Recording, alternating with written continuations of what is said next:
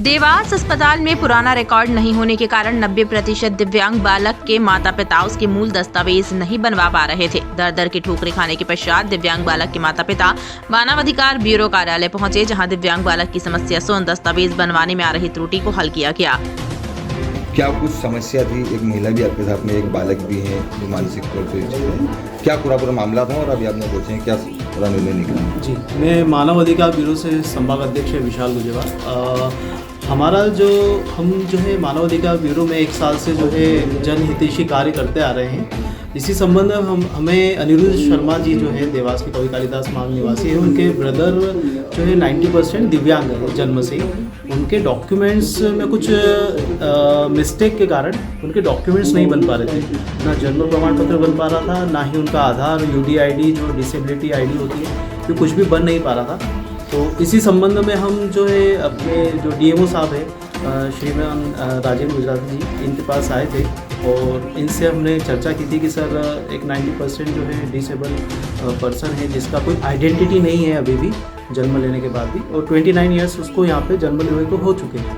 तो दिक्कत ये थी कि 10 साल से पुराना रिकॉर्ड मिलता नहीं है जन्म का। तो सर के सहयोग से, DMO सर के सहयोग से ये हुआ है कि उस बच्चे का आज जन्म प्रमाण पत्र, डिसेबिलिटी ID, उसका विकलांगता का प्रमाण पत्र, उसका अकाउंट भी खुल चुका है। और ये सब प्रोसेस जो है सर के सहयोग से और हम सभी के कार्य से जो है संपन्न हो पाया। और उस व्यक्ति को जिसका कोई आइडेंटिफिकेशन नहीं था अभी तक, उसका अस्तित्व नहीं था कहा जाए, वो अब हो चुका है। उसका अब पूरा सभी डॉक्यूमेंटेशन भी कंप्लीट हो चुके हैं। तक को लेकर मैं मानव अधिकार ब्यूरो के लोग पहुँचे थे, क्या कुछ पूरा मामला था, किस तरह से उसको सुधार करें? मेरे पास में मानव अधिकार प्रकोष्ठ के श्री संदीप जी और विशाल जी आए थे और उन्होंने बताया था कि एक मानसिक और शारीरिक रूप से विकलांग 90% बालक है प्रत्युष शर्मा, और उसका जन्म प्रमाण पत्र भी नहीं और उसके सारे डॉक्यूमेंट भी नहीं है। इस तरह से जिसके पास कोई डॉक्यूमेंट नहीं होता है तो उसका कोई अस्तित्व भी नहीं होता है। और वो काफ़ी दिनों से इस कार्य के लिए लगे थे, लेकिन ये कार्य संपन्न नहीं हो पा रहा था। उनको डॉक्यूमेंट नहीं मिल रहे थे क्योंकि काफ़ी पुरानी घटना थी ये। तो इसके सारे के रिकॉर्ड भी जिला चिकित्सालय में या यहाँ पे उपलब्ध नहीं थे। मैंने उनकी समस्याओं को ध्यानपूर्वक सुना और मेरे को लगा कि इसमें इनकी मदद करना पड़ेगी, क्योंकि ये बच्चा भी और उसके माँ बाप भी काफ़ी परेशान है और ये मानव अधिकार प्रकोष्ठ के ये लोग दोनों व्यक्ति भी काफ़ी परेशान हैं।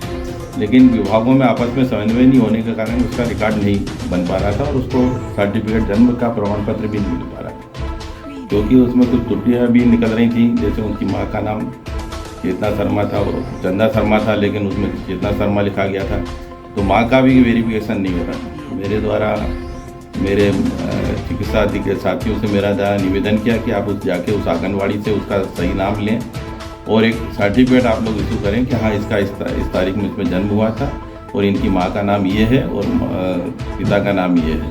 वो चीज़ वेरिफिकेशन कराई हमने वहाँ पे जहाँ पे आंगनवाड़ी और मोहल्ले से, और उसको हमने फिर जिला चिकित्सालय में जमा कराया। वो जिला चिकित्सालय से फिर उसका जन्म प्रमाण पत्र बना। कितने सालों पुराना सर मामला था ये? 29 वर्ष पुराना मामला था। 29 वर्ष पहले उसकी बच्ची की जन्म हुआ था, तब से उसका सर्टिफिकेट इशू नहीं हो पाया। तो काफ़ी टाइम से रिकॉर्ड नहीं मिला। ऐसे कई रिकॉर्ड ऐसे होंगे तो लगातार इस तरह कार्य किए जाएंगे जी।